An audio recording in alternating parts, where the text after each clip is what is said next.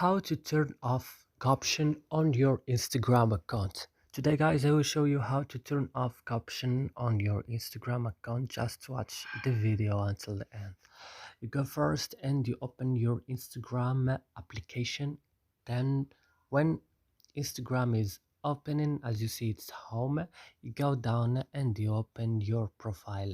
Then you go to this three line and click, then go to settings and click, and then guys go to account and click, then go to caption and click. As you see caption, it's activate. I will reactivate it by turn off this option by clicking here in this place like that. And that's it guys. I hope this video is useful and helpful for you. Don't forget to like and subscribe in our channel in app, and if you have any question, can write it down in comments, and see you next video.